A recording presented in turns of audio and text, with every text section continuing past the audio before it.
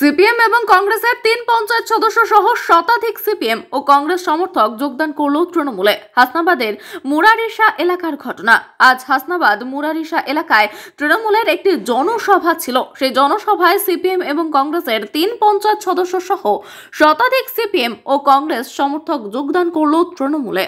250 থেকে 300 লোকজন করলেন তৃণমূল কংগ্রেস।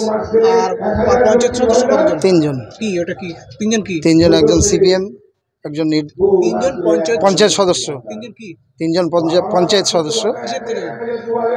একজন সিপিএম থেকে, একজন নির্দল থেকে, একজন কংগ্রেস থেকে। কেন জয়েন করলেন?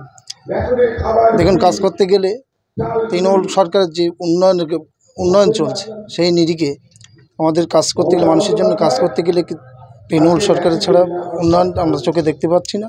সেই জন্য আমরা দিদির যে উন্নয়ন চলছে সেই উন্নয়ন যোগে সামিল হওয়ার জন্য আমরা তৃণমূলে জয়েন করেছি।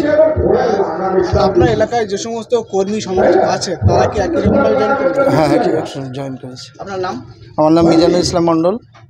আপনি কোন দল থেকে জয়েন করেছেন? আমি নির্দল থেকে জয়েন করেছি। কোন বুথে? ভোলা 195 বুথ। আমরা আজকে নিচু করা করছি, আমাদেরকে সাহায্য দেওয়ার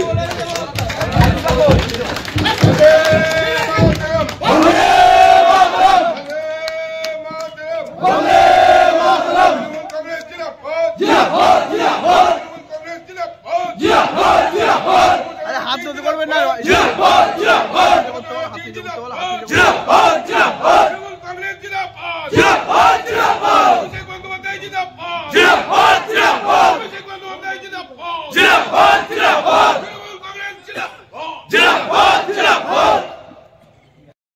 অন্যদিকে ঘুরিয়ে দেওয়ার জন্য এই সংগ্রাম শুরু করেছে, এই চক্রান্ত শুরু করেছে, এই ষড়যন্ত্র শুরু করেছে।